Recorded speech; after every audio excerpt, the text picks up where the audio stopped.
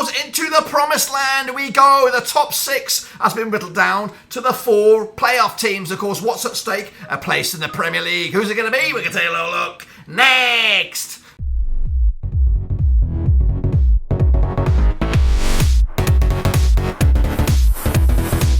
That's right, folks. I'm having a prediction video today. We're taking a look at the EFL Championship predictions for the playoffs. First legs alone, and we'll get to that in just one second. If you're new, where you been? Smash your subscribe button, mate. All things Rovers related, Championship related, World Football related. We're going to all hear boys under one Rooski. That's right, Rovers are not in it. We finished in 7th. How on goal difference? And of course, gutting our way was, of course, Tony Mowbray. We'll take a look at his chances. And of course, Sunderland in just a second. Of course, people shout out to my VIPs. They are the patrons, of course. You know who you are. But anyway, let's jump in the vortex and, of course, have a look what we're talking about. Now, we're talking about this. Now, before we jump into the deep end, I want to have a big apology for the way that the championship predictions panned out on the channel. We kind of we dropped the ball. We dropped the ball big style because personal life got in the way. My dog was sick. We moved. My wife got a new job. I had school wrapping up. So all of that seems to have kind of steadied up now. And now I'm looking to really crank up the notch and make a shit ton of videos. Playing catch up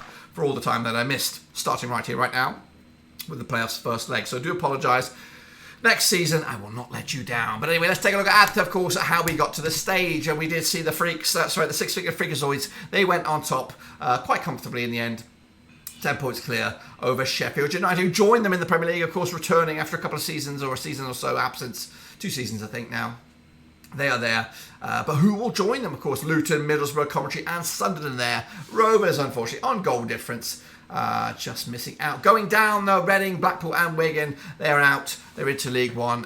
When will they return? Well, of course, we'll have to find out if they are going to bounce back at the first time of asking next season, of course. But anyway, there's 4 teams are there. And, of course, they're waiting for my picks. Let's kick it all off with the big one. Down at the Stadium of Light. That's right, Sunderland take on Luton Town. Of course, Luton Town been on their own rollercoaster journey. Were here last season, weren't they? And they missed out at the end. I think Nottingham Forest coming out on top to Premier League glory. Will they survive in their first return? That's, of course, a story for another day. But let's take a look at these 2 sides. Then, of course, Tony Mowbray, the gaffer for Sunderland, up against Rob Edwards. What a journey he's been on.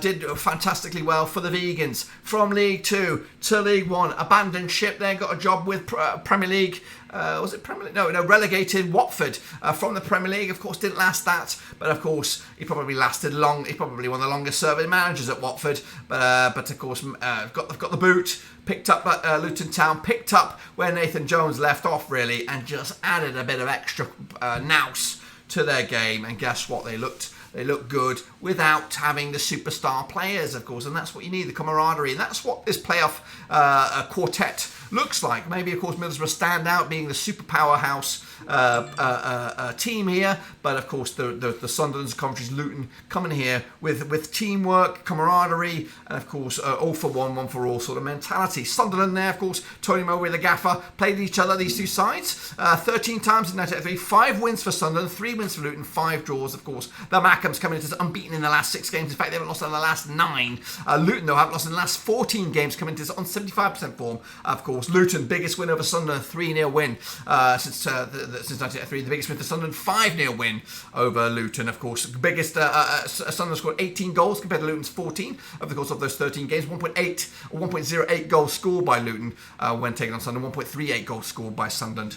Again, taking on Luton as well. Last time they played each other over at this Stadium of Light was back in March. It was a 1-1 draw. Last time they played each other at Kenilworth Road was also a 1-1 draw. In fact, the last 4 times these 2 sides have played each other have ended up 1-1 draw. You've got to go all the way back to 2007 for Sunderland's last victory over Luton, and that was at Kenilworth Road. The last time, in fact, Sunderland picked up the victory over Luton, though, was back in December 2006. It was a 2-1 victory for Sunderland. Of course, the Mackems coming on the back of that 3-0 impressive win over Preston at Deepdale, with Luton picking up a 0-0 draw against Hull. Back-to-back draws for Luton, though, drawing with Hull and Rovers, of course. But last defeat for Luton a long time ago, 14 games or so ago. I think maybe against Grimsby. But the odds here, 13-8 is your Sunderland, 11-5 is your 90-10 is your away win on here, of course. And again, this is just my prediction for the first leg. Don't read too much into the first leg. Of course, it's a chess match. match is, of course, half-time at the end of this. The odds, though, for promotion, 11-4 is your Luton, Sunderland 11-4 also, so there's nothing separating these two sides. But, of course, what about me? What's my own short shot hot take on this game? Going to go with a 2-1 win for Sunderland. They were impressive against Preston. Tony Mowbray has got this team playing a very good football, scoring football. I think we did see a little bit at Blackburn Rovers. However, nerves is going to be a major factor. Perhaps Luton will get an early goal, and then, of course, Sunderland will have to fight it back. And with that jam-packed Stadium of Light roaring you on, I think the home leg is going to be massive for Sunderland to boost their chances whether or not they're going to get to the final or not. So I think they need to get something out of this, preferably a win. A draw will feel like a bit of a defeat for Sunderland. So they need to get into the second leg at Kenilworth Road. It's a long way to go for both Luton fans up to the Stadium of Light and vice versa. So the importance of the first leg and getting a lead to take it to the second leg is massive. I don't think it's going to be such a massive lead that Sunderland will think that they're there. But I think it's just going to be a decent performance in the end, decent game, competitive game, and hopefully we'll be able to watch it with each other live. Joining them, though, will be, of course, Coventry up against Middlesbrough. This match takes place at the Rico on Sunday. May the 14th be with you. Played each other 25 times in 1985. 6 wins for Coventry, 12 wins for Middlesbrough, 7 draws. Of course, Coventry managed by Mark Robbins. Another fantastic story once in League Two. Now steamrolled them all the way back up to the Championship. And, of course, they missed out narrowly on the playoffs last season, but, of course, this time they got over the line. And, again, they're doing it fairy tale style with, of course, minimal budget, picking up the likes of Gayorkis, Hamill, of course, the goal-scoring goalkeeper as well. Up against Moneybags and Middlesbrough, with managed by Michael Carrick, formerly manager of Man United. Goodness gracious me. Anyway, these two sides played each other 25 times. 12 wins for Borough, 6 wins for Coventry, 7 draws. Coventry, though, unbeaten in the last 7 games. Middlesbrough, though, without a win in 3. They've hit the skids at the wrong time. They may have finished above Coventry in the rankings, but, of course, the form has been a bit woeful. Have they rested players? Have they not? Will they be primed and ready to go? They just played each other. In fact, we'll talk about it in a minute in the league at the Rico.